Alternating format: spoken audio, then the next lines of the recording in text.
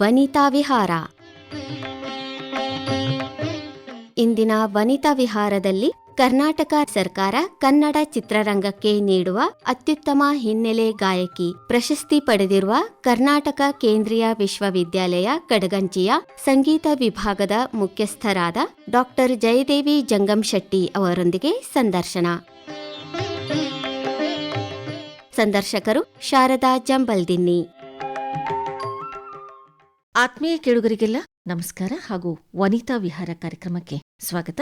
ಕೇಳುಗರೆ, ಇವತ್ತು ನಮ್ಮ ಜೊತೆ ಕರ್ನಾಟಕ ಸರ್ಕಾರ ಕನ್ನಡ ಚಲನಚಿತ್ರಗಳಿಗೆ ನೀಡುವ ಪ್ರಶಸ್ತಿಗಳಲ್ಲಿ ಅತ್ಯುತ್ತಮ ಹಿನ್ನೆಲೆ ಗಾಯಕಿ ಪ್ರಶಸ್ತಿಯನ್ನು ಪಡೆದಿರುವಂತಹ ಡಾಕ್ಟರ್ ಜಯದೇವಿ ಜಂಗಮಶೆಟ್ಟಿ ಅವರು ನಮ್ಮ ಸ್ಟುಡಿಯೋದಲ್ಲಿದ್ದಾರೆ. ಮೇಡಮ್, ನಿಮಗೆ ಕಾರ್ಯಕ್ರಮಕ್ಕೆ ಸ್ವಾಗತ. ನಮಸ್ಕಾರ. ನಮಸ್ಕಾರ. ಈ ಪ್ರಶಸ್ತಿ ಬಂದಿದ್ದಕ್ಕಾಗಿ ಮೊದಲಿಗೆ ನಿಮಗೆ ಅಭಿನಂದನೆಗಳು. ಧನ್ಯವಾದಗಳು.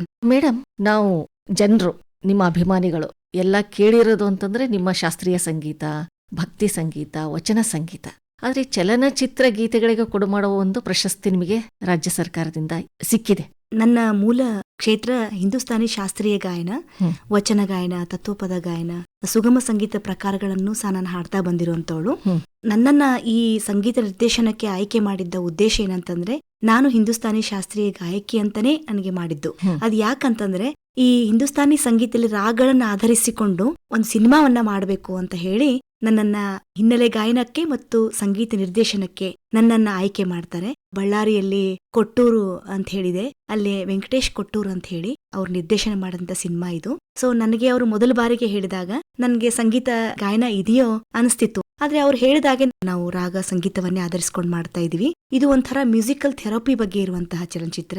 ರಾಗ ಭೈರವಿ. ಭೈರವಿ ರಾಗ ನಮ್ಮ ಹಿಂದೂಸ್ತಾನಿ ಶಾಸ್ತ್ರೀಯ ಸಂಗೀತದಲ್ಲಿ ಒಂದು ಬಹುಮುಖ್ಯವಾದಂತಹ ರಾಗ. ಅಂದ್ರೆ ಚಿತ್ರದ ಹೆಸರು ರಾಗ ಭೈರವಿ ಅಂತ. ಹೌದು ಮೇಡಮ್, ಹೌದು. ರಾಗ ಭೈರವಿ ಈಗ ರಾಗ ಚಿಕಿತ್ಸಾ ಅಂತೇನು ಈಗ ಸದ್ಯ ನಾವು ಕೇಳ್ತಾ ಇದೀವಿ. ಕೆಲವ ರೋಗಗಳಿಗೆ ರಾಗಗಳಿಂದ ಚಿಕಿತ್ಸೆ ಕೊಟ್ಟು ಗುಣಮುಖ ಮಾಡುವಂತಹ ಕೆಲಸಗಳು ನಡೆದಾವ ಇಡೀ ಭಾರತದಲ್ಲೆಲ್ಲ, ಇಡೀ ಪಾಶ್ಚಾತ್ಯದಲ್ಲಿಯೂ ಸಹ ನಡೆದಿದೆ. ಸೊ ರಾಗ ಭೈರವಿನ ನಾವು ಭೈರವಿಯ ಎಲ್ಲಾ ಪ್ರಕಾರಗಳನ್ನ ಕ್ಯಾನ್ಸರ್ನ ಗುಣ ಮಾಡಲು ಬಳಸಬಹುದು ರಾಗಗಳನ್ನ ಅಂತ ಹೇಳಿ ಸೈನ್ಸ್ ಹೇಳ್ತಾ ಇದೆ. ಸೊ ಈ ಕಾರಣಕ್ಕಾಗಿ ರಾಗ ಭೈರವಿಯನ್ನ ನಾವು ಸಿನಿಮಾಕ್ಕೆ ಹೆಸರಿಟ್ಕೊಂಡು ಚಲನಚಿತ್ರ ನಿರ್ಮಾಣ ಮಾಡಿ ಭೈರವಿ ರಾಗವನ್ನೇ ನಾವು ಹೈಲೈಟ್ ಮಾಡೋ ಉದ್ದೇಶಕ್ಕೆ ನನ್ನನ್ನ ಈ ಸಿನಿಮಾ ನಿರ್ದೇಶನಕ್ಕೆ ಆಯ್ಕೆ ಮಾಡಿದ್ರು. ಸೊ ಸಂಗೀತವನ್ನ ಇಷ್ಟು ವರ್ಷ ನಾನು ಕಲಿತಾ ಬಂದದ್ದು ನನ್ನ ಗುರುಗಳಾದಂತಹ ಪೂಜ್ಯ ಪಂಚಾಕ್ಷಸ್ವಾಮಿ ಮತ್ತಿಗಟ್ಟಿ ಅಜ್ಜವರು, ಹಾಗೆ ನನ್ನ ಇನ್ನೊಬ್ಬ ಗುರುಗಳು ಜಯಶ್ರೀ ಪಾಟ್ನೇಕರ್, ಹಾಗೆ ಇನ್ನೊಬ್ಬ ಗುರುಗಳು ನನ್ನ ಆರಾಧ್ಯ ದೈವ ಡಾಕ್ಟರ್ ಮಲ್ಲಿಕಾರ್ಜುನ್ ಮನ್ಸೂರ್ ಅವರ ಸುಪುತ್ರ ಡಾಕ್ಟರ್ ರಾಜಶೇಖರ್ ಮನ್ಸೂರ್ ಅವರು. ಸೊ ಈ ಎಲ್ಲ ಗುರುಗಳ ಆಶೀರ್ವಾದದ ಮೇರೆಗೆ ನಾನು ರಾಗ ಸಂಗೀತವನ್ನೇ ನನ್ನ ಜೀವನದಲ್ಲಿ ನಾನು ಅಳವಡಿಸಿಕೊಂಡು ದಿನನಿತ್ಯದ ಅಭ್ಯಾಸ ನನ್ನ ಕ್ಷೇತ್ರವನ್ನಾಗಿ ಮಾಡ್ಕೊಂಡಿದ್ದೆ. ನಾನು ಇಷ್ಟಾದಾಗ್ಯೂ ನಾನು ಇವತ್ತಿನ ದಿವಸ ನಾನು ನೆನೆಸ್ಬೇಕು, ಸ್ಮರಿಸಬೇಕು ಅಂತಂದ್ರೆ ನನ್ನ ಮನೆಯ ಸಂಗೀತದ ದೇವರು ಅಂತಂದ್ರೆ ಪಂಡಿತ್ ಸಿದ್ದರಾಮ್ ಜಂಬಲ್ದಿನ್ನಿ ಅವರು. ನಮ್ಮ ತಂದೆ ರಾಜಶೇಖರ್ ಜಂಗಮಶೆಟ್ಟಿ, ತಾಯಿ ಚಾರುಮತಿ, ಇಬ್ಬರಿಗೂ ಮದುವೆಯನ್ನೇ ಮಾಡಿಸಿದಂತವ್ರು. ನನ್ನ ಮನೆಯಲ್ಲಿ ದಿನಚರಿ ಆರಂಭವಾಗುವುದೇ ಸಿದ್ದರಾಮ್ ಜಂಬಲ್ದಿನ್ನಿ ಅವರ ಸುಪ್ರಭಾತಗಳು, ವಚನಗಳು, ತತ್ವಪದಗಳು. ಹೀಗೆ ನಮ್ಮ ಮನೆಯಲ್ಲಿ ನಮ್ಮ ತಂದೆಯವರಿಗೂ ಸಹ ಇವತ್ತಿಗೂ ನಮ್ಮ ಮನೆಯಲ್ಲಿ ಅವರ ಧ್ವನಿ ಅನುರಣಿಸ್ತಾ ಇರ್ತದೆ. ಸೊ ಇಂಥದೆಲ್ಲ ಸಂಗೀತವನ್ನು ಅವರೂ ಸಹ ರಾಗಧಾರಿಯಾಗಿನೇ ಹಾಡಿ ವಚನಗಳಿಗೆ ರವೀಂದ್ರ ಸಂಗೀತ ಏನು ನಾವು ಕೇಳ್ತೀವಿ, ರವೀಂದ್ರನಾಥ್ ಟ್ಯಾಗೋರ್ ಅವರು ನಿರ್ಮಾಣ ಮಾಡಿ ಅಷ್ಟೇ ಸಮರ್ಥರು ನಮ್ಮ ಸಿದ್ದರಾಮ್ ಜಂಬಲ್ದಿನ್ನಿ ಅಜ್ಜವರು. ಈ ತರದೆಲ್ಲ ಸಂಗೀತವನ್ನ ಮನೆಯಲ್ಲಿ ನಮ್ಮ ಉಸಿರಾಗಿ ನಾವು ಕೇಳ್ತಾ ಬಂದಂತವ್ರು. ಸೊ ಈ ಸಿನಿಮಾ ಸಂಗೀತವನ್ನ ನನಗೆ ಮೊದಲ ಬಾರಿಗೆ ನೀವು ನಿರ್ದೇಶನ ಮಾಡಬೇಕು ಅಂತ ನನಗೆ ಹೇಳಿದಾಗ ನನಗೆ ಈ ನಿರ್ದೇಶನದ ಒಂದು ವ್ಯವಸ್ಥೆ ಹೇಗಿರ್ತದೆ, ಅದರ ಮಿಕ್ಸಿಂಗ್ ಹೇಗಿರ್ತದೆ, ಇದೆಲ್ಲ ನನಗೆ ಸ್ವಲ್ಪ ಚಾಲೆಂಜು ಆಗಿತ್ತು. ಸೊ ಆದ್ರೂ ಸಹ ನಾನು ಕೆಲವೊಂದು ವಿಷಯಗಳನ್ನ ತಿಳ್ಕೊಂಡು ನಾನು ಸಂಗೀತ ಸಂಯೋಜನೆ ಮಾಡಿದೆ. ಅದರಲ್ಲಿ ರಾಗಗಳನ್ನ, ನಮ್ಮ ಹಿಂದೂಸ್ತಾನಿ ಶಾಸ್ತ್ರೀಯ ಸಂಗೀತದ ಬಂದೀಶ್ಗಳನ್ನ, ಮತ್ತೆ ವಚನಗಳನ್ನ, ಅಷ್ಟೇ ಅಲ್ಲ ತತ್ವಪದಗಳನ್ನ, ಜೊತೆಗೆ ಕೆಲವು ಆಲಾಪಗಳನ್ನ, ಈ ತರದೆಲ್ಲ ವಿಚಾರಗಳನ್ನ ನಾನು ಅದರಲ್ಲಿ ಬಳಸಿದೆ. ಜೊತೆಗೆ ನನ್ನ ಕೀಬೋರ್ಡ್ ನಲ್ಲಿ ಶಬ್ಬೀರ್ ಅವರು ಮತ್ತು ತಬ್ಲಾದಲ್ಲಿ ನಿಸಾರ್ ಅಹಮದ್, ಹಾಗೆ ಕೊಳಲ್ನಲ್ಲಿ ರಾಘವ್ ಅಂತ ಹೇಳಿ. ಸೊ ನಾವೆಲ್ಲರೂ ಸೇರ್ಕೊಂಡು ಈ ಸಿನಿಮಾಕ್ಕೆ ಒಂದು ಸಂಗೀತ ಸಂಯೋಜನೆ ಮಾಡಿದೀವಿ. ಸೊ ಸಂಗೀತದ ಹಿನ್ನೆಲೆ ಗಾಯನ, ಒಟ್ಟಾರೆ ಫುಲ್ ಗಾಯನವನ್ನ ನಾನೇ ಹಾಡಿದ್ದು. ಎಲ್ಲ ಹಾಡುಗಳಿಗೂ ನನ್ನ ಧ್ವನಿ ಇದೆ. ಸೊ ಹಿಂಗಾಗಿ ನನಗೆ ರಾಜ್ಯ ಸರ್ಕಾರ ನನ್ನ ಈ ಸಂಗೀತಕ್ಕೆ ಮೆಚ್ಚಿ ನನಗೆ ಈ ಪ್ರಶಸ್ತಿಯನ್ನ ಕೊಡ್ಮಟ್ಟಿದ್ದಕ್ಕೆ ನನಗೆ ನಿಜವಾಗ್ಲೂ ನನಗೆ ತುಂಬಾ ಖುಷಿಯಾಗಿದೆ. ಅವರಿಗೂ ನಾನು ಧನ್ಯವಾದಗಳನ್ನ ತಿಳಿಸ್ತೀನಿ. ನಿಮ್ಮ ಅಭಿಮಾನಿಗಳಿಗೆ ಎಲ್ಲರಿಗೂ ಬಹಳ ಸಂತೋಷ ತಂದಿದೆ ಮೇಡಮ್. ಹೀಗಾಗಿ ನಾವು ಮತ್ತೊಮ್ಮೆ ನಿಮಗೆ ಅಭಿನಂದನೆಗಳು. ಧನ್ಯವಾದಗಳು ಮೇಡಮ್. ಈ ರಾಗಭೈರವಿ ಚಲನಚಿತ್ರ ಅಂತ ಹೇಳಿದ್ರಲ್ಲ ಮೇಡಮ್, ಹ. ಅಂದ್ರೆ ಇದು ರಾಗದಿಂದ ಚಿಕಿತ್ಸೆ ಪಡೆಯುವಂತ ಒಂದು ಚಿತ್ರ, ಹೀಗಾಗಿ ನೀವು ರಾಗನೇ ಬೇಸ್ಡ್ ಆಗಿ ಈ ಒಂದು ಚಿತ್ರದಲ್ಲಿ ಇದೆ ಅಂತ ನೀವು ಹೇಳಿದ್ರಿ. ಎಷ್ಟು ಹಾಡುಗಳನ್ನ ಆ ಚಿತ್ರದಲ್ಲಿ ಅಳವಡಿಸಿದ್ದಾರೆ? ಆಕ್ಚುಲಿ ನಾವ್ ಹೇಳ್ಬೇಕಂದ್ರೆ ಮೇಡಮ್, ಕೆಲವು ರಾಗಗಳನ್ನ ಮೊದಲ ಬಾರಿಗೆ ಅವಳು ನಾಯಕಿಯೇನೆ ಸಂಗೀತಗಾರ್ತಿಯಾಗಿರ್ತಾಳೆ. ಸೊ ಅವಳ ಮೂಲಕ ಅನೇಕ ಕಚೇರಿಗಳನ್ನ ರಾಗದಲ್ಲಿ ನಾವು ನೋಡಬಹುದಾಗಿದೆ. ಆ ಕಚೇರಿಗಳಲ್ಲಿ ಅವಳು ಬಳಸಿದಂತಹ ಹಿಂದೂಸ್ತಾನಿ ಶಾಸ್ತ್ರೀಯ ಗಾಯನದ ಛೋಟಾ ಖ್ಯಾಲ್ಗಳನ್ನ, ಆ ತರದೆಲ್ಲ. ಆಮೇಲೆ ಅವಳು ರಿಯಾಜಿ ಕೂತ್ಕೊಂಡಾಗ ಬೆಳಗಿನ ಸಂದರ್ಭದಲ್ಲಿ ಅವಾಗ ನಾವು ಕೆಲವೊಂದು ರಾಗಗಳನ್ನ ಬರೀ ಆಲಾಪ ಶೈಲಿ ಮತ್ತು ಬಂದಿಷ್ಗಳನ್ನ ವಿವಿಧ ರೀತಿಯಲ್ಲಿ ಹಾಡುವಂತದ್ದು. ಆಮೇಲೆ ಇಷ್ಟೆಲ್ಲಾ ಆದ್ಮೇಲೂ ಸಹ ಅವಳಿಗೆ ಧ್ವನಿಯಲ್ಲಿ ಸಮಸ್ಯೆ ಆದಾಗ ಅವಳಿಗೆ ಕೆಲವು ವಚನಗಳನ್ನ, ತತ್ವಪದಗಳನ್ನ, ಹಾಗೆ ಶಾಸ್ತ್ರೀಯ ಸಂಗೀತ ಅದರೊಳಗೆ ಅವಳು ಲೀನ ಆಗ್ಬಿಡ್ತಾಳೆ. ಒಟ್ಟಾರೆಯಾಗಿ ಅವಳಿಗೆ ತೊಂದರೆಯಾದಾಗ, ಧ್ವನಿಯಲ್ಲಿ ಒಂದು ವೈಬ್ರೇಷನ್ಸ್ ಬಂದಾಗ ಅದರಲ್ಲೂ ಸಹ ನಾನು ಧ್ವನಿಯನ್ನ ಕೊಟ್ಟಿದ್ದೇನೆ. ಜೊತೆಗೆ ಅವಳಿಗೆ ಗಂಟಲು ಸಮಸ್ಯೆ ಆದಾಗ, ಅವಳು ಸ್ವರ ಹಚ್ಚಬೇಕಾದ್ರೆ ಅವಳಿಗೆ ಆಗುವಂತಹ ಸಮಸ್ಯೆಗಳಲ್ಲಿ, ಅವಳು ಕೆಮ್ಮಿದಾಗ ಅವಳಿಗೆ ಆಗುವಂತಹ ಸಮಸ್ಯೆಗಳಿಗೆ ಎಲ್ಲವಕ್ಕೂ ನಾವು ಧ್ವನಿಯನ್ನ ಕೊಟ್ಟಿದ್ವಿ. ಒಟ್ಟಾರೆಯಾಗಿ ಈ ಸಿನಿಮಾದ ಒಂದು ಉದ್ದೇಶ, ಅವಳು ಸ್ವಲ್ಪ ಕೆಲವೊಂದು ಸಂಬಂಧಿಕರಲ್ಲಿಯೂ ಸಹ ಅವಳು ತೊಂದರೆಯನ್ನು ಅನುಭವಿಸಿರ್ತಾಳೆ. ಸೊ ಕೊನೆಗೆ ಅವಳಿಗೆ ರಿಯಲೈಸ್ ಆಗುತ್ತೆ, ರಾಗದಿಂದ ಮತ್ತೆ ಹೊಸ ಜೀವನವನ್ನು ಪ್ರಾರಂಭ ಮಾಡಿದಾಗ ಲಾಸ್ಟಿಗೆ ಒಂದು ಮೆಸೇಜ್ ಹೇಳ್ತೀವಿ ಅಂತಂದ್ರೆ, ಯಾರಿಗೂ ಜೊತೆಗೂ ದ್ವೇಷ ಮಾಡಬಾರ್ದು, ಕ್ಷಮಿಸ್ಬಿಡ್ಬೇಕು ಅನ್ನೋ ಭಾವನೆ ಇಟ್ಕೊಂಡು ಸಂಪೂರ್ಣ ಸಿನಿಮಾವನ್ನ ಕಟ್ಟಿಕೊಟ್ಟಿದೀವಿ. ಇಲ್ಲಿ ಹರೀಶ್ ಅಂತ ಹೇಳಿ ಬೆಂಗಳೂರಲ್ಲಿ ಒಬ್ರು ಇರ್ತಾರೆ, ಅವರು ಸಂಭಾಷಣೆಯನ್ನ ಬರೆದಿದ್ದಾನೆ. ಅತ್ಯುತ್ತಮ ಸಂಭಾಷಣೆಯೂ ಸಹ ಸಿನಿಮಾದಲ್ಲಿ ನಾವು ಕೇಳಬಹುದಾಗಿದೆ. ಬಹಳಷ್ಟು ಜನರು ಇದಕ್ಕೆ ನಟನೆಯನ್ನು ಮಾಡಿದ್ದಾರೆ. ನನಗೆ ಹಿನ್ನೆಲೆ ಗಾಯನಕ್ಕೆ ಪ್ರಶಸ್ತಿ ಬಂದಿದ್ರು ಸಹ ಇದಕ್ಕೆ ಎಲ್ಲರೂ ಸಹ ಭಾಗಿ ಈ ಪ್ರಶಸ್ತಿ ಪಡೆಯೋಕೆ ಇಡೀ ಚಲನಚಿತ್ರ ತಂಡನೆ ಅಂತ ನಾನು ಹೇಳಕ್ ಇಷ್ಟಪಡ್ತೀನಿ ಮೇಡಮ್. ಅಂದ್ರೆ ಇದು ಚಲನಚಿತ್ರಕ್ಕೆ ನೀವು ಮೊದಲ ಬಾರಿಗೆ ಸಂಗೀತ ನೀಡಿದ್ದು? ಹೌದು ಮೇಡಮ್. ಅಥವಾ ಈ ಮೊದಲು ಏನಾದ್ರೂ ನಾಟಕಗಳಿಗೆ ಅಥವಾ ರೂಪಕಗಳಿಗೆ ಏನಾದ್ರೂ ಸಂಗೀತ ನಿರ್ದೇಶನ ಮಾಡಿದ್ದೀರಾ? ನಾನು ಇದಕ್ಕೂ ಮೊದಲೇ ರೈತರ ಒಂದು ಆತ್ಮಹತ್ಯೆಯ ಪ್ರಕರಣಕ್ಕೆ ಒಂದು ಡಾಕ್ಯುಮೆಂಟರಿ ಮೂವಿ ತರ ಮಾಡಿದ್ರು. ಅವಾಗೂ ಸಹ ನಾನು ಸಂಗೀತದ ಹಿನ್ನೆಲೆ ಗಾಯನವನ್ನ ಕೊಟ್ಟಿದ್ದೆ, ವಚನಗಳನ್ನ ಕಂಪೋಸ್ ಮಾಡಿ ಅದೆಲ್ಲ ಹಾಡಿದ್ದೆ. ಮೊದಲ ನಾಟಕಗಳಿಗೆ ನಾನು ಕಾಲೇಜು ವಿಶ್ವವಿದ್ಯಾಲಯ ಓದ್ಬೇಕಾದ್ರೆ, ನಾವೆಲ್ಲ ಯೂತ್ ಫೆಸ್ಟಿವಲ್ಗೆಲ್ಲ ಹೋಗ್ಬೇಕಾದ್ರೆ ನಾನು ಸಂಗೀತವನ್ನ ಹಿನ್ನೆಲೆಯಾಗಿ ಹಾಡ್ತಾ ಇದ್ದೆ. ಸೊ ನನಗೆ ಇದರಲ್ಲಿ ಆಸಕ್ತಿ ಇದೆ, ಆದರೆ ಇಂತಹ ಅವಕಾಶಗಳು ನನಗೆ ಸಿಕ್ಕಿರ್ಲಿಲ್ಲ. ಸೊ ಅದರಲ್ಲೂ ಮತ್ತೆ ಹಿಂದೂಸ್ತಾನಿ ಶಾಸ್ತ್ರೀಯ ಸಂಗೀತವನ್ನೇ, ಅಂದ್ರೆ ನನ್ನ ಕ್ಷೇತ್ರವನ್ನೇ ಪ್ರತಿನಿಧಿಸುವಂತಹ ಸಿನಿಮಾ ನನಗೆ ಸಿಕ್ಕಾಗ ನಾನು ಇದಕ್ಕೆ ಕೊಡ್ಲೇಬೇಕು ಅನ್ನೋ ನಿರ್ಧಾರ ಮಾಡಿ ನಾನು ಸಿನಿಮಾಕ್ಕೆ ಸಂಗೀತವನ್ನ ಕೊಟ್ಟೆ. ಜೊತೆಗೆ ಸಿನಿಮಾದ ಸಂಗೀತಕ್ಕೆ ಹಿನ್ನೆಲೆಯಾಗಿನೂ ಹಾಡ್ತಾ ಬಂದೆ. ನಾನು ಈಗಾಗಲೇ ಬೇಕಾದಷ್ಟು ಕಾರ್ಯಕ್ರಮ ನೀಡ್ತಾ ಇರ್ತೀನಿ, ಶಾಸ್ತ್ರೀಯ ಸಂಗೀತದ ಅನೇಕ ಕಚೇರಿಗಳು ನೀಡ್ತಾ ಇರ್ತೀವಿ. ಸೊ ಕಚೇರಿಗಳಲ್ಲಿ ನೀಡುವಂತಹ ಒಂದು ವಾತಾವರಣಕ್ಕೆ ಮತ್ತೆ ಈ ತರ ಸಿನಿಮಾದಲ್ಲಿ ಸಂಯೋಜನೆ ಮಾಡಿ ಹಾಡೋದಕ್ಕೂ ಬಹಳಷ್ಟು ವ್ಯತ್ಯಾಸ ಆಗ್ತದೆ. ಆದ್ರೂ ನಾನು ಪ್ರಯತ್ನವನ್ನ ಮಾಡಿದೀನಿ ಅಂತ ನಾನು ಹೇಳಕ್ ಇಷ್ಟಪಡ್ತೀನಿ ಮೇಡಮ್.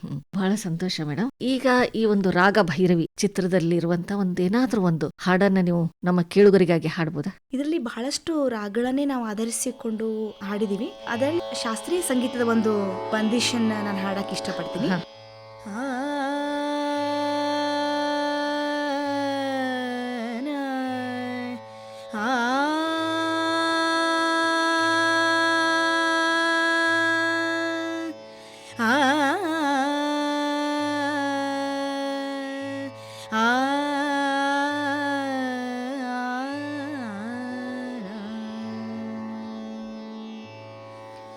ಸೂರಂಚುನರಿಯ ದೇವೋ ಮಗಾವೋ, ಸೂರಂಚುನರಿಯ ದೇವೋ ಮಗಾವೋ, ಪ್ಯಾರೆ ಮೋರೆ ಬಲಮಾ, ಪ್ಯಾರೆ ಮೋರೆ ಬಲಮಾ, ಮೈಕೋ ಲಾಲ್ ಸೂರಂಗ್ ಚುನರಿया देवो मगाओ, सूरंग चुनरिया देवो मगाओ।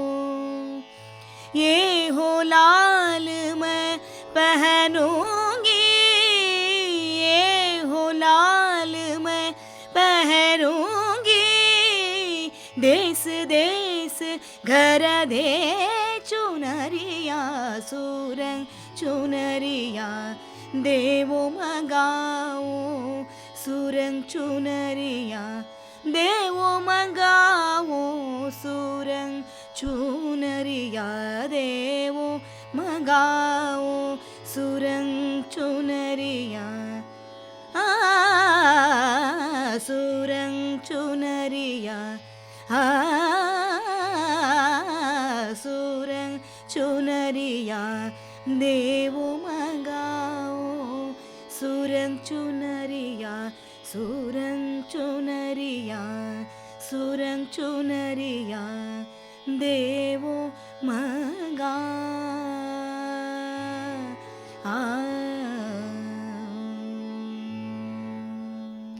ವಾ ವಾ ವಾ, ನೀವು ಸಂಗೀತ ಕೇಳ್ತಾ ಇದ್ರೆ ಮಾತೇ ಬೇಡ, ಬರೀ ಸಂಗೀತನೇ ಕೇಳೋಣ ಅಂತ ಅನ್ಸುತ್ತೆ.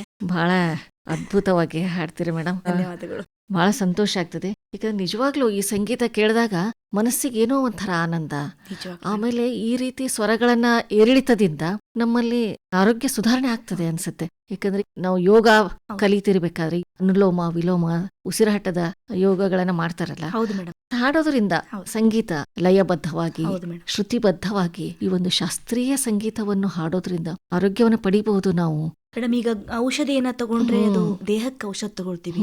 ಸಂಗೀತ ಡೈರೆಕ್ಟ್ ಆಗಿ ಮನಸ್ಸಿಗೆ ಔಷಧಿಯನ್ನ ಕೊಡುವಂಥದ್ದು. ಸಂಗೀತಕ್ಕೆ ಇರುವಂತಹ ಶಕ್ತಿ ಇದೆಲ್ಲ ಅದು ಬೇರೆ ಯಾವ ವಿದ್ಯೆಗೂ ಇಲ್ಲ ಅಂತ ನಾನು ಹೇಳಕ್ ಇಷ್ಟಪಡ್ತೀನಿ. ಇವತ್ತಿನ ದಿವಸ ನನಗೆ ಈ ಪ್ರಶಸ್ತಿ ದೊರಕಿದ್ದು ಸಾನು ಹಿಂದೂಸ್ತಾನಿ ಶಾಸ್ತ್ರೀಯ ಸಂಗೀತವನ್ನ ಗೌರವದಿಂದ ಕಂಡಿದ್ದಾರೆ ಸರ್ಕಾರ ಅಂತ ನಾ ಹೇಳ್ತೀನಿ.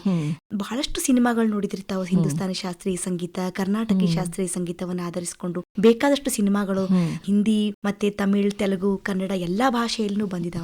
ನೀವು ಹೇಳಿದಾಗೆ ರಾಗಗಳಿಗೆ ಯಾವುದೇ ಒಂದು ರೋಗವನ್ನ ಗುಣ ಮಾಡುವಂತಹ ಒಂದು ಶಕ್ತಿ ಇದೆ. ಈಗಾಗಲೇ ಬೇಕಾದಷ್ಟು ಹಾಸ್ಪಿಟಲ್ ಅಲ್ಲಿ ಸಹ ಒಂದು ರಾಗ ಚಿಕಿತ್ಸೆ ಒಂದು ಕೇಂದ್ರವನ್ನೇ ತೆಗೆದಿದ್ದಾರೆ.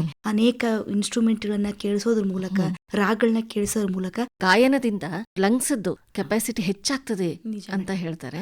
ಕೆಲವೊಂದು ವೈದ್ಯರು ಆಪರೇಷನ್ ಮಾಡ್ಬೇಕಾದ್ರೆ ರೋಗಿಗೆ ಟೆನ್ಷನ್ ಆಗ್ಬಾರ್ದು ಅಂತೇಳಿ ಲೈಟ್ ಆಗಿ ಸಂಗೀತದ ಒಂದು ಫ್ಲೂಟು ಅಥವಾ ಗಾಯನನು ಅಥವಾ ಕೆಲವೊಬ್ಬ ಡಾಕ್ಟರ್ಸ್ ಹಳೇ ಚಿತ್ರಗೀತೆಗಳನ್ನು ರಾಗ ಬೇಸ್ಡ್ ಇರ್ತಿತ್ತು. ಮೇಡಮ್, ಈ ಬಾರಿ ನಿಮಗೆ ಅತ್ಯುತ್ತಮ ಹಿನ್ನೆಲೆ ಗಾಯಕಿ ಅಂತ ಒಂದು ರಾಜ್ಯ ಸರ್ಕಾರ ಗೌರವಿಸಿದೆ. ಆದ್ರೆ ಇದಕ್ಕಿಂತ ಮುಂಚೆ ಸಾಕಷ್ಟು ಪ್ರಶಸ್ತಿ ಪುರಸ್ಕಾರಗಳು ನಿಮಗೆ ಸಿಕ್ಕಿವೆ. ಅದಕ್ಕೂ ಇದಕ್ಕೂ ಏನಾದ್ರೂ ನಿಮಗೆ ಭಿನ್ನ ಅನಿಸ್ತಾ? ಇಲ್ಲ ಮೇಡಮ್, ಅನ್ನೋದಕ್ಕಿಂತ ಪ್ರಶಸ್ತಿಗಳು ಬರ್ತಾ ಇರ್ತವೆ. ಆದ್ರೆ ಆ ಪ್ರಶಸ್ತಿಗಳಿಂದ ನಾವು ವಿಚಲಿತರಾಗಬಾರ್ದು ಅನಿಸ್ತದೆ. ಇದು ನಮ್ಗೆ ಜವಾಬ್ದಾರಿನ ಹೆಚ್ಚಿಸ್ತದೆ. ನಾನು ದಿನನಿತ್ಯ ನನ್ನ ಅಭ್ಯಾಸವನ್ನ ಬೆಳಗ್ಗೆ ಎದ್ದ ತಕ್ಷಣ ನಾನು ನೋಡಬಯಸ್ಬೇಕು ಅಂತಂದ್ರೆ ನಾನು ತಾನಪುರವನ್ನ ನೋಡಕ್ ಇಷ್ಟಪಡ್ತೀನಿ. ನಾನು ದಿನಚರಿ ನನ್ನ ತಾನಪುರದಿಂದಲೇ ಪ್ರಾರಂಭ ಆಗ್ತದೆ. ಸೊ ನಾನು 3 ತಾಸು ಬೆಳಗ್ಗೆ ಅಭ್ಯಾಸ ಮಾಡೋದು, ಈಗ ನಾನು 5 ತಾಸು ಅಭ್ಯಾಸ ಮಾಡಬೇಕು ಅನ್ನೋ ಜವಾಬ್ದಾರಿ ನನಗೆ ಹೆಚ್ಚಿದೆ. ಮತ್ತೆ ಜೊತೆಗೆ ನನಗೆ ಶಾಸ್ತ್ರೀಯ ಸಂಗೀತಕ್ಕೆ, ವಚನ ಗಾಯನಕ್ಕೆ ಪ್ರಶಸ್ತಿಗಳು ಬಂದಿದ್ದಾವೆ. ಆದ್ರೆ ಇದು ಒಂಥರ ವಿಶೇಷ, ಯಾಕಂದ್ರೆ ಇದು ಚಲನಚಿತ್ರದ ಒಂದು ಪ್ರಶಸ್ತಿ ಅಂತ ಮಾತ್ರ. ಆದರೆ ಯಾವ ಪ್ರಶಸ್ತಿಗಳಿಂದ ನನಗೆ ಹಿಗ್ಗೋದು ಕುಗ್ಗೋದ್ಗಿಂತ ನಾನು ಇನ್ನೂ ಅಭ್ಯಾಸ ಮಾಡೋದು ಬಹಳ ಇದೆ ಅಂತ ನನಗೆ ಅನಿಸ್ತದೆ ಮೇಡಮ್. ಈಗ ನೀವು ಕೇಂದ್ರೀಯ ವಿಶ್ವವಿದ್ಯಾಲಯದಲ್ಲಿ ಸಂಗೀತ ವಿಭಾಗದ ಮುಖ್ಯಸ್ಥರಾಗಿದ್ದೀರಿ. ಆ ಒಂದು ಜವಾಬ್ದಾರಿ ಜೊತೆಗೆ ಅಭ್ಯಾಸವನ್ನು ಮಾಡಿಕೊಂಡು ಆಮೇಲೆ ಈ ರೀತಿಯಾದ ಕಾರ್ಯಗಳನ್ನು ಮಾಡ್ತಾ ಇದ್ದೀರಿ. ಅದೆಲ್ಲ ಹೇಗೆ ನೀವು ಸಮಯವನ್ನ ಹೊಂದಿಸ್ತೀರಿ? ನಾನು ನನ್ನ ಬೆಳಗಿನ ಅಭ್ಯಾಸದ ನಂತರ ನಾನು ನನ್ನ ವಿದ್ಯಾರ್ಥಿಗಳ ಜೊತೆಗೂ ನಾನು ದಿನನಿತ್ಯದ ಅಭ್ಯಾಸವನ್ನೇ ಮಾಡ್ತಾ ಇರ್ತೀನಿ. ವಿದ್ಯಾರ್ಥಿಗಳಿಗೆ ಕಲಿಸೋದಂದ್ರೆ ಅದು ಅಭ್ಯಾಸಕ್ಕೆ ಸಮ ಅಂತ ತಿಳ್ಕೊಂಡಿದ್ದವಳು ನಾನು. ಜೊತೆಗೆ ನಾನು ಈಗಾಗಲೇ ಬರವಣಿಗೆಯಲ್ಲೂ ನಾನು ತೊಡಗಿಸಿಕೊಂಡಂತವಳು. ನನ್ನ ಉಲಿವನಾದದ ಚರಣ ಅನ್ನೋ ಪುಸ್ತಕಕ್ಕೆ ನನಗೆ ಹೋದ ವರ್ಷ ಕನ್ನಡ ಸಂಗೀತ ನೃತ್ಯ ಅಕಾಡೆಮಿಯಿಂದ ನನಗೆ ಪುಸ್ತಕ ಬಹುಮಾನ ಸಹ ದೊರಕಿತ್ತು.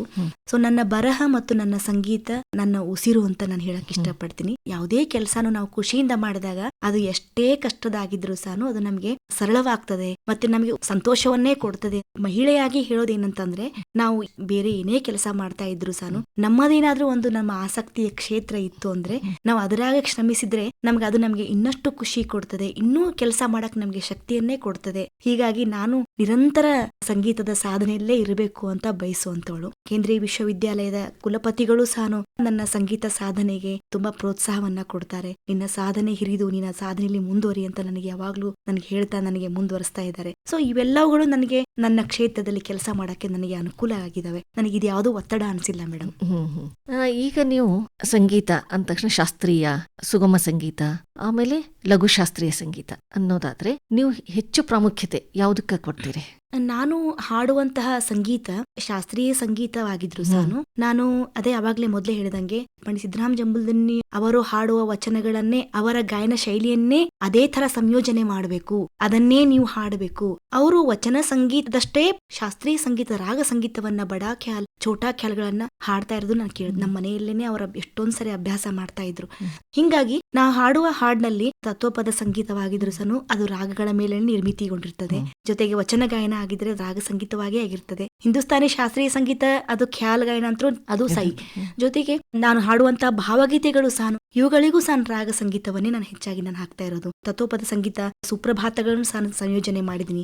ಎಲ್ಲವಕ್ಕೂ ಸಹ ನನಗೆ ಜಂಬಲ್ದಿನಿಯವರ ಒಂದು ಗುರು ಪರಂಪರೆಯೇ ನಾನು ಮುಂದರ್ಸ್ಕೊಂಡು ಹೋದಂತವಳು. ಹಿಂಗಾಗಿ ನಾನು ಹಿಂದೂಸ್ತಾನಿ ಶಾಸ್ತ್ರೀಯ ಸಂಗೀತದಲ್ಲಿ ರಾಗವನ್ನೇ ನಾನು ಮೂಲವಾಗಿಟ್ಕೊಂಡು ಬೆಳೆದಂತವಳು.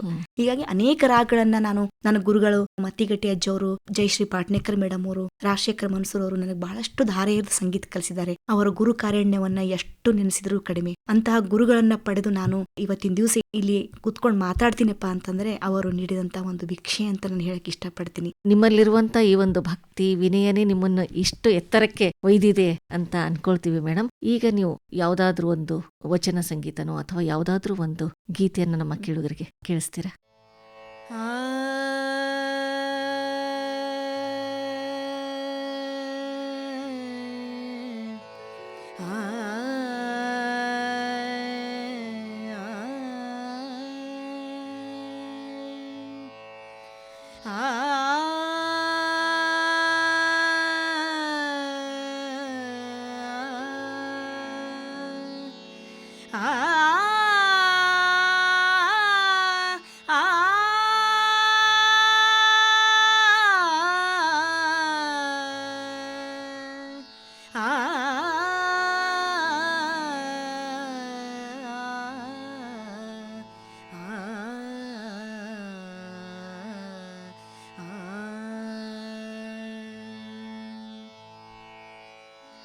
ನರ ಜನ್ಮವ ತೊಡೆದು ಹರ ಜನ್ಮವ ಮಾಡಿದ ಗುರುವೇ ನಮೋ.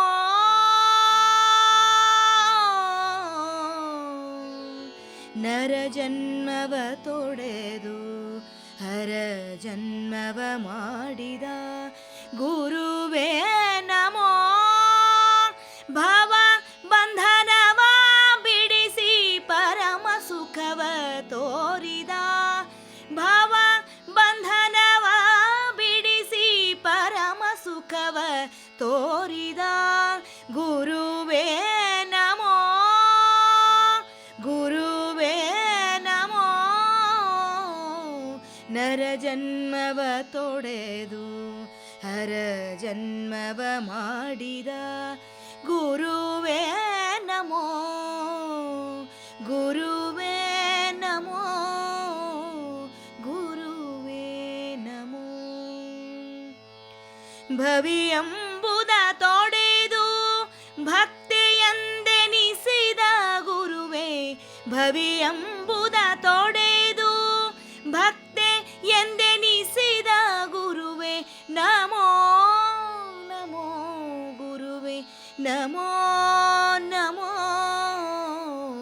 ನರ ಜನ್ಮವ ತೊಡೆದು ಹರ ಜನ್ಮವ ಮಾಡಿದ ಗುರುವೇ ನಮೋ. ಗುರುವೇ ನಮೋ. ಗುರುವೇ ನಮೋ. ಚನ್ನಮಲ್ಲಿಕಾರ್ಜುನನ ತಂದೆನ್ನ ಕೈವಶಕ್ಕೆ ಕೊಟ್ಟ ಗುರುವೇ.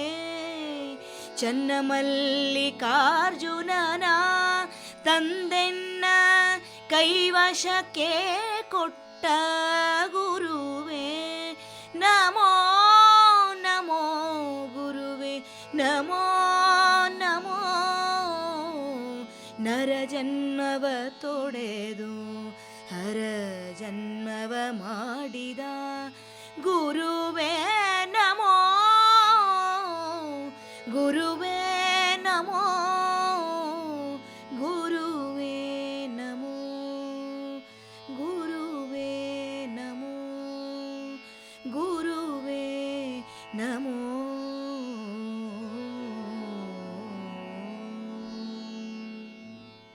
ಅಕ್ಕ ಮಹಾದೇವಿಯ ವಚನವನ್ನು ಬಹಳ ಸುಂದರವಾಗಿ ಭೂಪರಾಗದಲ್ಲಿ ಬಹಳ ಸುಂದರವಾಗಿ ಸಂಯೋಜನೆ ಮಾಡಿದ್ದೀರಿ ಮೇಡಮ್. ಈಗ ಮತ್ತೆ ಏನಾದ್ರೂ ನಿಮ್ಮ ಯೋಜನೆಗಳಿದಾವೆ ಮೇಡಮ್? ಈ ಒಂದು ಸಂಗೀತದಲ್ಲಿ ಇನ್ನೂ ಏನಾದ್ರೂ ನಾನು ಕೆಲಸ ಮಾಡಬೇಕಾಗಿತ್ತು ಅಥವಾ ಈ ರೀತಿ ಮಾಡಿದ್ರೆ ಇನ್ನೂ ಒಳ್ಳೇದಾಗತ್ತೆ ಮುಂದೆ ಬರುವ ಪೀಳಿಗೆಗಳಿಗೆ ಅಂತ ಏನಾದ್ರೂ ಯೋಜನೆಗಳನ್ನ ಹಾಕೊಂಡಿರಾ? ಬಹಳಷ್ಟು ಯೋಜನೆಗಳನ್ನ ಹಾಕಿಕೊಂಡೇ ನಾನು ಮಾಡ್ತಾ ಬಂದಿದ್ದೆ.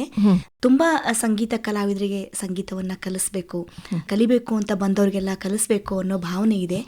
ಜೊತೆಗೆ ಪೂಜ್ಯ ಪಂಚಾಕ್ಷರ ಪಂಚಾಕ್ಷರಿ ಗವಾಯಿಗಳು ಮತ್ತೆ ಪುಟ್ಟರಾಜ ಗವಾಯಿಗಳ ಒಂದು ಆಶಯ ಏನಿತ್ತಲ್ಲ, ಸೊ ಎಲ್ಲರಿಗೂ ಸಂಗೀತ ದಕ್ಕಬೇಕು, ಎಲ್ಲರೂ ಕಲಿಬೇಕು. ಸೊ ಅಂತಹ ಒಂದು ಆಶಾಭಾವನೆ ನನ್ನಲ್ಲೂ ಇದೆ ಮೇಡಮ್. ಈಗಾಗಲೇ ನನ್ನ ಹತ್ರ ವಿದ್ಯಾರ್ಥಿಗಳು ಬಹಳಷ್ಟು ಜನ ಸಂಗೀತವನ್ನ ಕಲಿತಿದ್ದಾರೆ. ಜೊತೆಗೆ ನನ್ನಲ್ಲಿ ಬಹಳಷ್ಟು ಜನ ಸಂಶೋಧನೆಯನ್ನು ಸಹ ಮಾಡಿದ್ದಾರೆ. ಸೊ ನಾನು ಅಧ್ಯಾಪಕಿಯಾಗಿ ನನ್ನ ನಿರಂತರ ಕಾರ್ಯ ಇದು ವಿದ್ಯಾರ್ಥಿಗಳಿಗೆ ಹೇಳಿಕೊಡೋದು. ಇದರ ಜೊತೆಗೆ ನಾನು ಬರಹದಲ್ಲಿಯೂ ಸಹ, ಯಾಕಂದ್ರೆ ಸಂಗೀತವನ್ನು ಎಷ್ಟೋ ಜನರು ಚರಿತ್ರೆಯಲ್ಲಿ ನಾವು ದಾಖಲು ಮಾಡದೇ ಇದ್ರೆ ಸಂಗೀತ ಉಳಿಯೋದಿಲ್ಲ. ಅದು ನಾವು ಸಂಗ್ರಹಿಸಿ ಇಡ್ಲೇಬೇಕಾ ಅಂತದ ಕೆಲಸ ಆಗ್ಬೇಕಾಗಿದೆ. ಆ ನಿಟ್ಟಿನೊಳಗೆ ಬಹಳಷ್ಟು ಕೆಲಸಗಳನ್ನ ಮಾಡಿಸ್ಬೇಕು. ಜೊತೆಗೆ ಹಿರಿಯ ಸಂಗೀತಗಾರರ ಎಲ್ಲಾ ಸಂಗೀತದ ಅವರೇನೊಂದು ಕೆಲಸ ಮಾಡಿ ಹೋಗಿದಾರಲ್ಲ, ಅದೆಲ್ಲವನ್ನ ಸಂರಕ್ಷಣೆ ಮಾಡುವಂತ ಕೆಲಸವನ್ನ ಎಲ್ಲಾ ದೃಷ್ಟಿಕೋನಗಳಿಂದ ಆಗಬೇಕು ಅನ್ನೋ ಒಂದು ತುಡಿತ ನನ್ನ ಮನಸ್ಸಲ್ಲಿ ಇದೆ. ಅದರಲ್ಲೂ ನಾನು ಕೈ ಜೋಡಿಸ್ಬೇಕು, ಅದನ್ನು ಸಹ ನಾನು ಮಾಡ್ಬೇಕು ಅನ್ನೋ ಭಾವನೆ ಇದೆ. ಇದರೊಟ್ಟಿಗೆ ಮ್ಯೂಸಿಕ್ ಅಕಾಡೆಮಿಯನ್ನ ನಾನು ಮಾಡಬೇಕು. ನಿಮ್ಮ ಕನಸುಗಳೆಲ್ಲ ನನಸಾಗ್ಲಿ ಅಂತ ನಾವು ಆಶಿಸ್ತೀವಿ ಮೇಡಮ್. ಜೊತೆಗೆ ಈಗಿನ ಒಂದು ಜಾಗತಿಕ ಸಮಯದಲ್ಲಿ ನೋಡ್ತಾ ಇದ್ದಾಗ ಯುವ ಜನರಲ್ಲಿ ಈ ಸಂಗೀತದ ಬಗ್ಗೆ ಅಭಿರುಚಿ ಬದ್ಲಿಯಾಗಿದೆ. ಈಗ ಬೇರೆ ಬೇರೆ ತರದ ಸಂಗೀತಗಳನ್ನ ಕೇಳಲಿಕ್ಕೆ ಇಷ್ಟಪಡ್ತಾ ಇದ್ದಾರೆ. ಅಂತ ಒಂದು ಜನರಿಗಾಗಿ ನೀವು ಏನ್ ಹೇಳಕ್ ಇಷ್ಟಪಡ್ತೀರಿ ಮೇಡಮ್? ಮೇಡಮ್, ಗಂಗೂಬಾಯಿ ಹಾನ್ಗಲ್ ಅವರು ಒಂದು ಮಾತು ಹೇಳ್ತಾ ಇದ್ರು, ಇದು ಸಂಗೀತ ಯಾವತ್ತೂ ನಿಲ್ಲಲ್ಲ, ಇದು ನಡುಮನೆ ಕಟ್ಟಿದ ತೊಟ್ಲಿದ್ದಂಗ ಅಂತ. ಅದು ಯಾರಾದ್ರೂ ಒಬ್ರು ನಡೀತಾ ಇರ್ಬೇಕ, ಯಾರೊಬ್ರು ತೂಗ್ತಾ ಇರ್ತಾರೆ. ಇದು ಯಾವತ್ತೂ ನಿಲ್ಲಾರ್ದು ಮೇಡಮ್. ಇದು ಬಹಳಷ್ಟು ಜನರು ಕಲಾವಿದರು ಈಗ ಭರವಸೆ ಗಾಯನವನ್ನ ಮಾಡ್ತಾ ಇದ್ದಾರೆ. ಸೊ ಬೇಕಾದಷ್ಟು ಜನರು ನಮ್ಮ ಪಾರಂಪರಿಕ ಸಂಗೀತವನ್ನ ಮುಂದುವರಿಸಿಕೊಂಡು ಹೋಗ್ಬೇಕು ಅನ್ನೋದು ಒಂದು ದೃಷ್ಟಿಕೋನದಲ್ಲಿ ಅಭ್ಯಾಸ ಮಾಡ್ತಾ ಇದ್ದಾರೆ. ಘರಾನಾ ಸಂಗೀತ ಆಗಿರ್ಬೋದು, ಅಥವಾ ಸೆಮಿ ಕ್ಲಾಸಿಕಲ್ ವೋಕಲ್ ಅಂದ್ರೆ ಉಪಶಾಸ್ತ್ರೀಯ ಸಂಗೀತ ಪ್ರಕಾರಗಳಂತವಾಗಿರ್ಬೋದು, ಜೊತೆಗೆ ಸಂಯೋಜನೆ ಮಾಡುವಂತವಾಗಿರ್ಬೋದು, ಬೇಕಾದಷ್ಟು ಕೆಲಸಗಳಲ್ಲಿ ಮುಂದಿನ ಪೀಳಿಗೆಗಳು ಬರ್ತಾ ಇದ್ದಾರೆ. ಇದು ಸಂಗೀತ ಯಾವತ್ತೂ ನಿಲ್ಲಲ್ಲ, ಹರಿತಾ ಇರ್ತದೆ, ಬೋರ್ಗೆರವ ಸಮುದ್ರ, ನೀರು, ನದಿ ಇದ್ದಂಗೆ ಅಂತ ನಾನು ಹೇಳಕ್ ಇಷ್ಟಪಡ್ತೀನಿ ಮೇಡಮ್. ಮೇಡಮ್, ನಿಮ್ಮ ಈ ಒಂದು ಸಂಗೀತ ಪಯಣಕ್ಕೆ ಬೆನ್ನೆಲುಬಾಗಿ ನಿಂತವ್ರಂದ್ರೆ ನಿಮ್ಮ ತಂದೆ ತಾಯಿಗಳು, ಅವ್ರ ಬಗ್ಗೆ ಸ್ವಲ್ಪ ಹೇಳಿ. ಮನೆಯಲ್ಲಿ ನಮ್ಮ ತಾಯಿ ಸಾನು ಸ್ವಲ್ಪ ಮೊದ್ಲು ಹಾಡ್ತಾ ಇದ್ರು. ಇವತ್ತಿಗೂ ನಮ್ಮ ತಂದೆ KEB ಇಂಜಿನಿಯರ್ ಆಗಿದ್ರು ಸಾನು.